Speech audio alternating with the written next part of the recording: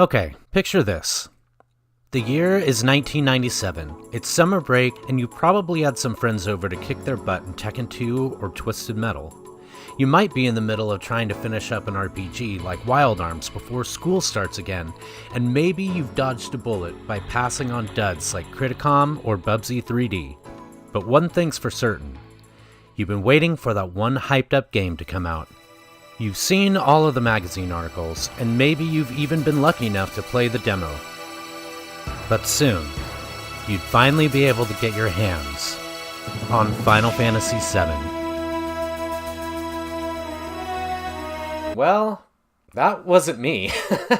You see, at the time, I hadn't even played a Final Fantasy yet. Not only that, I was more or less content with my Super Nintendo and my N64, and I was kind of a simple gamer back then. I liked my Street Fighters and my Marios, and I hadn't quite ventured into the wide world of RPGs yet. Let's be real here, I was 9 at the time. It wasn't until a couple of years later that I was introduced to the PlayStation at a friend's house. But within those couple of years, I had played through Final Fantasy VI, rented Final Fantasy IV, picked up a copy of Super Mario RPG, and I even played a translated ROM of Sailor Moon: Another Story. Yes. It wasn't really too long after that I was finally able to get a PlayStation thanks to my dad.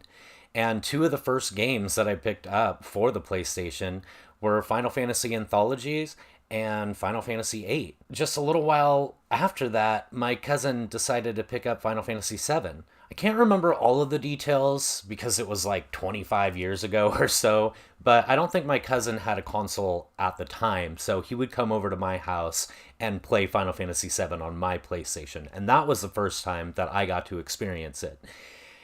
And after all of these years, I still hadn't gone all the way through it.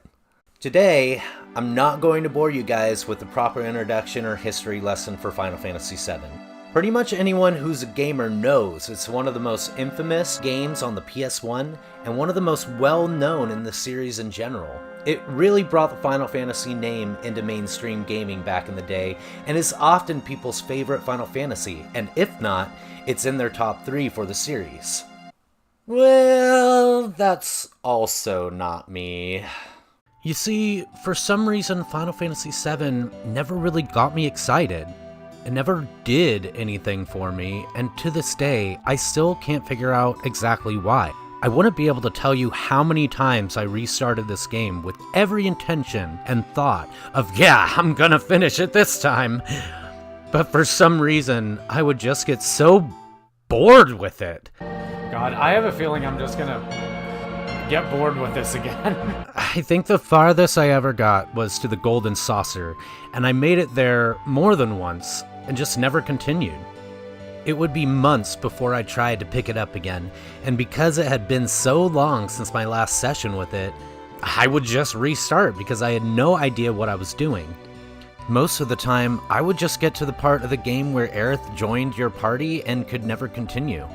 In fact, that's basically what happened when I started playing it this time too. I had one session with it, and then it took me more than a month to come back to it. I don't know exactly what I'm doing now. Once I did, I was on a mission to beat it this time.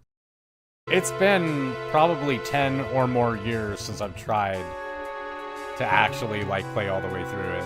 Now that I have finally made my way to the end and beat Sephiroth, I feel like I can legally give my full and honest opinion on one of the most highly regarded RPGs ever made. I don't know, man. It's just still meh to me. I mean, okay, it's better than meh. It really is, but it just seemed like the most exciting thing for me was just finally being able to beat it and say that it happened. Like, I'm more excited to get to the end rather than play the game or find out what actually happens in the story. I haven't been looking anything up. I just want to get this shit over with. I did beat it. It only took 84 years, right?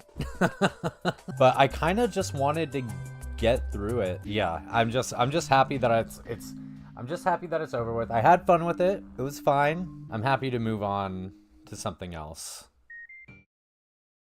Hi, I'm the Krohster. Welcome to my channel, and this is the first video in the series. So thanks for checking it out.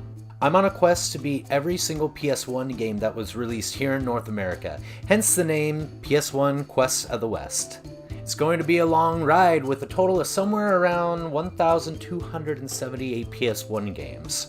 So if you're interested in seeing how it all pans out, please consider subscribing. Every single game that I play for these videos I stream live on Twitch, so if you want to see what happens live, check me out over there as well at twitch.tv/thekrohster.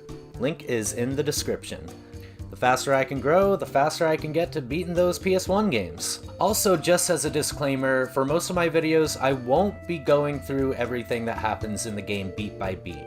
I might do it with some of the games, but with a game like this, if you know the story, you probably don't want to hear it all again. And if you don't know the story, well, you might want to experience it for yourself. As far as content goes, I just want to make sure you guys know what you're getting yourselves into. Alright, now on to the video. The game opens up with a full motion video, and literally the first 45 seconds is just stars. Riveting. A girl with a basket of flowers walks onto the street, and the camera zooms out, revealing a humongous structure that everyone is apparently living in. The camera zooms back into a scene with some truly unruly passengers getting off of a train and kicking the crap out of what I'm assuming are some guards. Our main character makes a main character entrance, doing a flip off of the train, and the crew is on their way. We get to meet a few characters, including Barrett, who seems to be the leader of this ragtag group called Avalanche. He explains that the planet is dying because of Shinra sucking the life force out of the planet, but not getting caught, and money is money seems to be Cloud's only priority. Barrett does a little jig trying to convince Cloud why what they're about to do is a good thing, but Cloud still doesn't really care about all that nonsense. We eventually get to the first boss of the game, which has actually been a trope for the past 3 games in the series. Boss is normal, but after so long it changes its stance or hides, and if you hit it in this state, it delivers a counterattack, and it's pretty much the same song and dance here. After the boss goes down, you set some explosives and get the hell out of there. The team is set to meet up elsewhere after the explosion, and in the aftermath, we bump into the flower girl from the opening. We part ways after buying a flower, and then some guards show up, so the only logical thing to do is jump off a ledge as a train is passing by below. We get another FMV, and... Wait. Why are there Lego people here in this fancy-ass cutscene? I think this is one of the reasons why my younger self already started getting disappointed. While it isn't a huge deal for me now, I was probably put off by the very simplistic character models compared to what we just saw in the intro. I know back then the in-game character models weren't going to be the same as the awesome full motion videos, but I have no idea why we got downgraded in an FMV. It was a complete letdown compared to the more proportional characters we saw in the opening or even the battles. I mean, why couldn't they have done this with the entire game? Like, I know this is 1997, and because it's an RPG in this era, most games are going to have pretty distinct looks, but I'm really confused as to why they couldn't have all of the FMVs with the good-looking character models. I know that it's a completely different genre, but Tekken 2 showed off more than 14 minutes of really good-looking full-motion video that totally didn't have to go that hard. The intro is amazing, some of the endings are hit and miss, but Nina's ending in particular has some pretty great animation and overall looks absolutely stunning, especially considering Tekken 2 was released in 1996. I don't know every exact detail about the development of Final Fantasy VII, but it's almost like the in-game character models and the more basic FMVs were made first, and later on they were like, oh snap, we need something cinematic to show to the public. Which has to be the case because that's literally all they show in the TV commercials that were released here in America. But the fact that there are several FMVs that feature Legoland and not nearly as many that are the more realistic art style is just a huge disconnect for me. Throughout the entire game, it just keeps switching back and forth between the two distinct art styles whenever there's an FMV, and you know, it just kind of brings down the whole presentation of the game. Rant over. For now. We get to the hideout of Avalanche where we meet Tifa, who apparently is a childhood friend of Cloud's. We get coaxed into another mission to plant another bomb at another Mako reactor. Mako? acapella. I don't know. Apparently I've just been saying it wrong this entire time because I haven't played Final Fantasy Rebirth. Anyway, the mission goes awry and Cloud falls to his death. But not really, because in this world, the roof of a church and a bed of flowers is apparently enough to break the fall of a man coming from what I'm assuming is at least like 50 stories above. We meet Aerith again, the flower girl from the intro, and I guess she's in trouble because Big Bad Shinra is after her for some reason. Luckily, the Shinra soldiers are worse than stormtroopers when it comes to their aim, but Aerith slides down into danger anyway. Cloud gets scolded because I have no idea what I'm doing, and they escape, and Jesus Christ on a cross, this church looks tiny from out here. Anyways, after Aerith is done being a hoe, Cloud and Aerith see Tifa.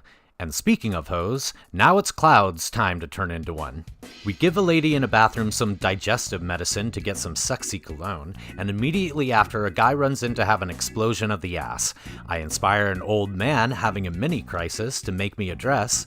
We then travel over to the inn to buy a protein drink set to give to a bro, and we receive a diamond tiara.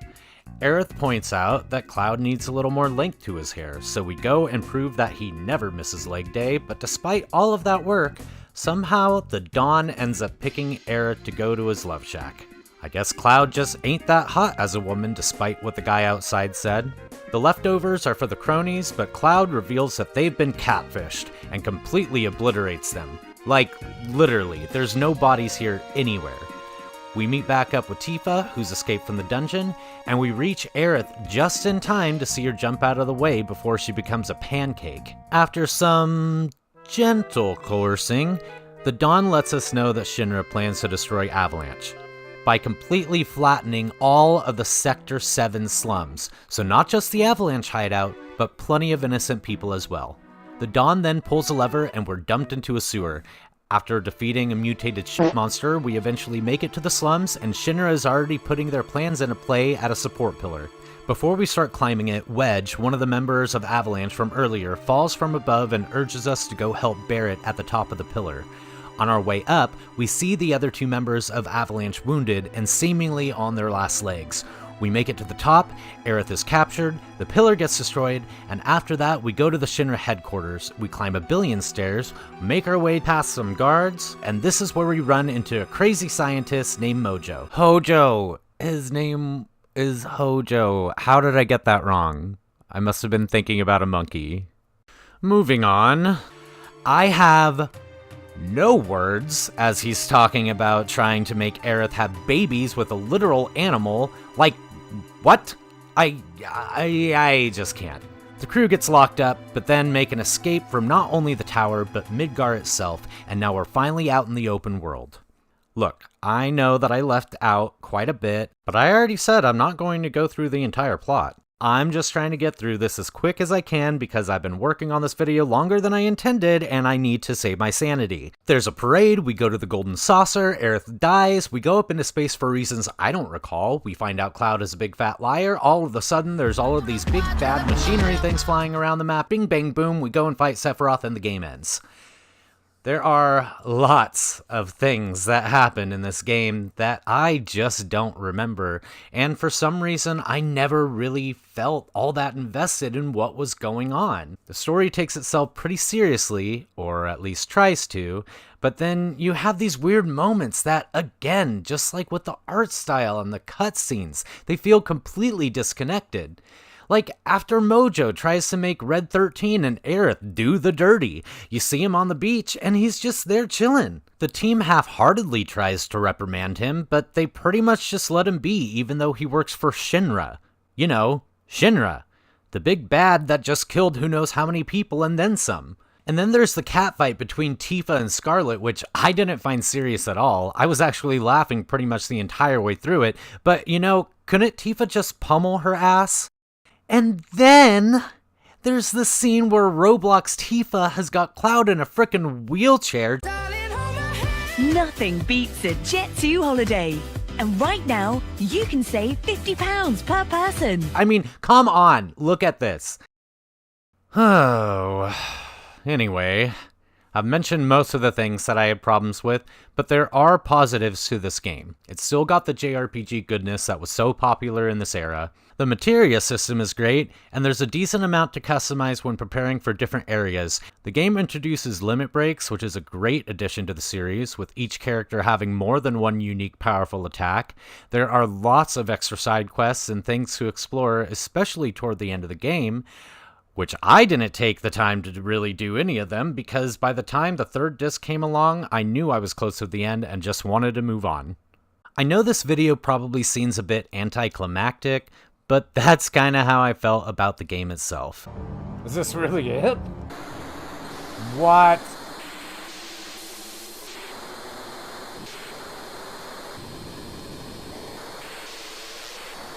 No way. VII is amazing for its achievements by bringing the series to a wider audience and paving the way to guarantee more sequels for the franchise. But for me, Final Fantasy VII is overrated, and I'm glad I'm finally done with it. But what are your opinions about Final Fantasy VII? Do you think it's overrated, or the best in the series? I know there's a lot that I didn't cover in this video, and if you guys have any questions for me, I'd be happy to answer them in the comments section, so let me know. Also, don't forget, I stream all of my playthroughs on Twitch, so hopefully you can catch me there and grill me while I'm live. Thanks for watching the video, and hopefully I'll see you guys around.